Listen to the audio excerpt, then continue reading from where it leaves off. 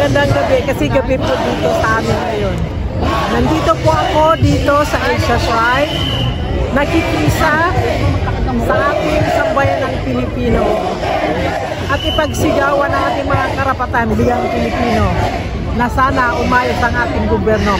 Ako nga pala ay si Maria Frema Duterte. Siguro nadinig na po yung pangalan ko. Ako po yung appointee ni PRRD noon sa Nayong Pilipino na nakipaglaban sa korupsyon sa agency ng Department of Tourism at attached agency ng Nayong Pilipino. Salamat sa iyong pagmamalasakit sa ating bayan kahit wala ka dito ngayon sa Pilipinas, pero ramdam lang ng mga Pilipino na kayo po ay naglingkod. Kahit nandyan ka sa US, naglingkod ka pa rin para yung mga kagabayan. Taos puso ko po magpasalamat sa inyo.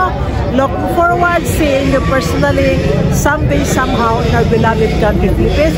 Mabuhay ka at maraming salamat po. God bless!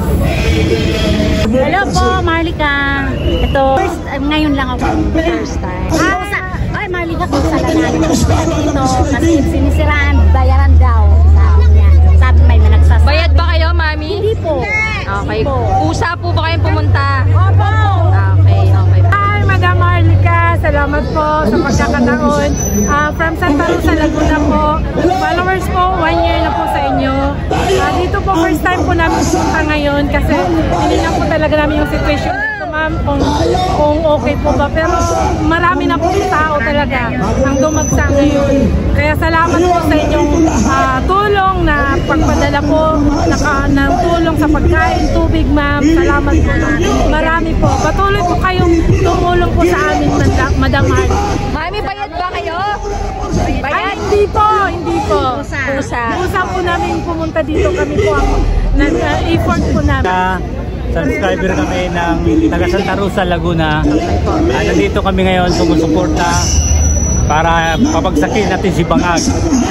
Ngayon, hindi kami bayad, kami ang nagbayad ng buwis ng tax ng taong bayan. Si Marcos ang binabayaran namin, hindi kami. Siya, robot siya. Ano siya, debateri siya ni Kukak. Mo, araw-araw. Lagi kita inaabangan, Marlica. Thank you at sumusupport ka sa Filipino. Hindi mo sila iniiwan. Kami. At hindi kami bayad. Kami na masahe mapunta dito. Para sa